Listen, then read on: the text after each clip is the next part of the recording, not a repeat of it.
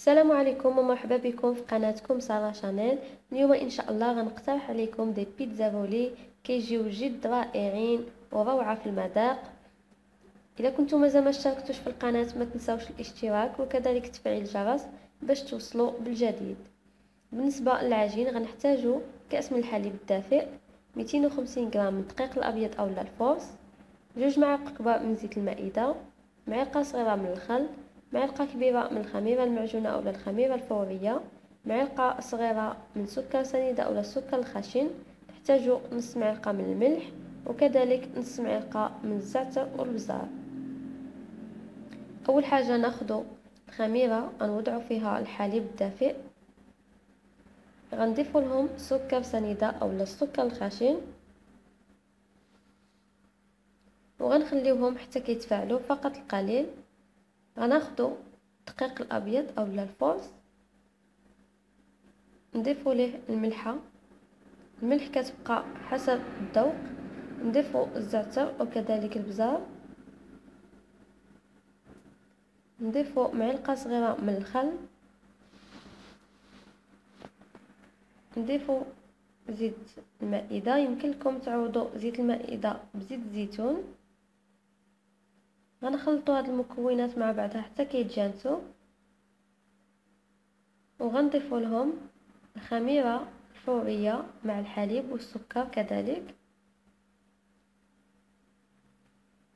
وغنخلطوا العجينه ديالنا مزيان حتى كنحصلوا على العجينه اللي بغيناها، اللي كتكون العجينه رطبه. من بعد ما عجنت العجينه ديالي مزيان كيف ما كتشوفوا حصلت على هاد العجينه، غنخليها في اناء ترتاح لمده ديال 15 دقيقه. من بعد ما ارتاحت العجينه كيف ما كتشوفوا ضعف الحجم ديالها، غنحتاجو بالنسبه للحشو صلصه ديال الطماطم ديال البيتزا. انا هنا خديت اللحم مفروم اولا الكفته، يمكن لكم تعوضوه باي حاجه متواجده عندكم. نحتاجو الجبن الاحمر مبشور، المايس، قطع من الزيتون، نصف فلفله خضراء مقطعه حتى هي رقيق. ناخذ شويه ديال الدقيق نوضعوه في سطح العمل فين غنسرحوا العجينه باش ما تلصقش لينا، وغنسرحوا العجينه ديالنا مزيان. بالنسبه للسمك ديال العجينه كيبقى حسب الرغبه ديال كل واحد وكيف كيبغي العجينه. نحاولوا اننا نسرحوها مزيان.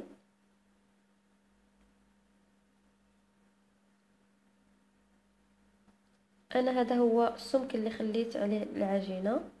غنحاول انني نزول الاطراف باش نقاد العجينه.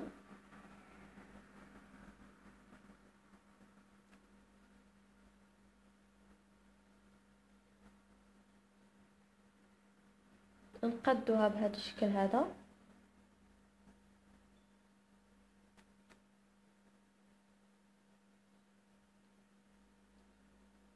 ناخذ صلصه ديال البيتزا اولا صوص بيتزا. انا هنايا صوص بيتزا خديت فيها وضعت فيها 2 ديال الطماطم اولا 2 مطيشات محكوكين، وضعت فيهم ايضا نص معلقه من الزعتر والبزار والملحه والطماطم المعلبه اولا الطماطم المركزه.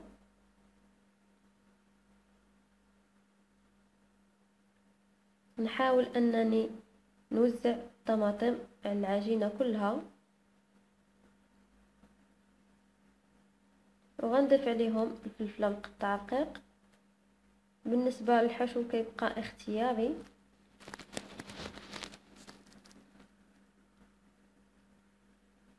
انا هنا غنسرحو مزيان اولا غنوزعو على العجينه كلها.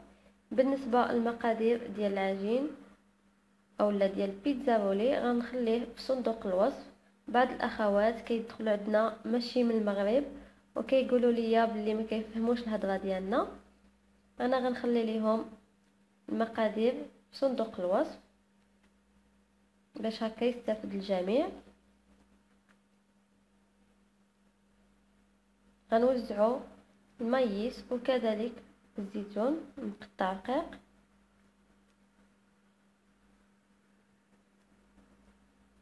غنضيفو اللحم مفروم اولا الكفته. انا هنا خديت بصله صغيره شحرتها مزيان حتى نزلت عفوا، وضفت لها اللحم مفروم اولا الكفته، وضفت لهم الملحه والبزار. غنوزعها حتى هي على الجوانب كلهم، العجينه كلها، باش ما يبقى لناش لينا الفراغات في العجين. نتمنى انكم تجربوا هذه البيتزا فولي، كتجي جد رائعه ولذيذه. يمكن لكم ديروها لمائده الافطار وسهله في التحضير، ما كتطلبش وقت كتير. غنضيفوا الجبن الاحمر،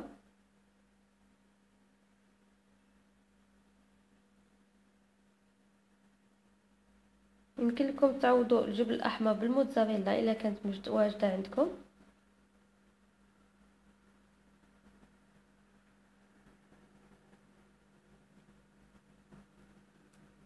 من بعد ما عمرنا العجينه ديالنا بالحشو ديالنا اللي بغيناه، غنلفوا العجينه بهذا الشكل هذا.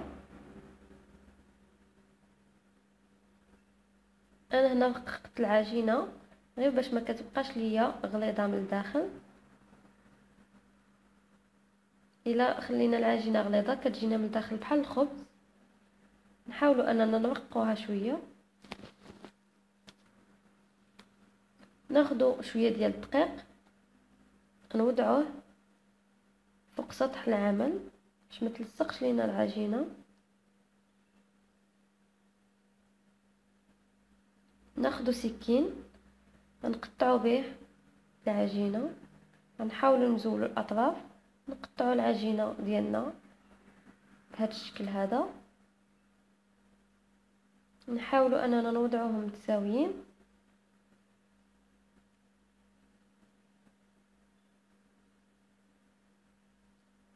ناخذ صينيه ديال الفرن غنرشوها بشويه ديال الدقيق، وغنوضعوا فيها لي بيتزا فولي بهذا الشكل هذا كيف ما كتشوفوا، وغندخلوهم الفرن اللي كيكون ساخن على درجه حراره 180، وغنخليوهم يطيبوا من الفوق ومن التحت مزيان حتى كيتحمروا لينا. من بعد ما تحمروا لينا لي بيتزا فولي اللي خرجناهم من الفرن، انا وضعت فيهم من الفوق شويه ديال الجبن الاحمر وشويه ديال الزعتر المطحون. نتمنى ان هذه الوصفه تكون نالت الاعجاب ديالكم. كيف ما كتشوفوا هذا هو الشكل ديالهم من الداخل، ما كيجيوش غلاظ، كيجيو جد رائعين وكيجيو روعه في المذاق. نتمنى انكم تجربوهم. الى عجبكم الفيديو ديال اليوم ما تنساوش ديروا لي لايك وكذلك الاشتراك في القناه باش توصلوا بالجديد. نتلاقاو في فيديو اخر ووصفه اخرى ان شاء الله.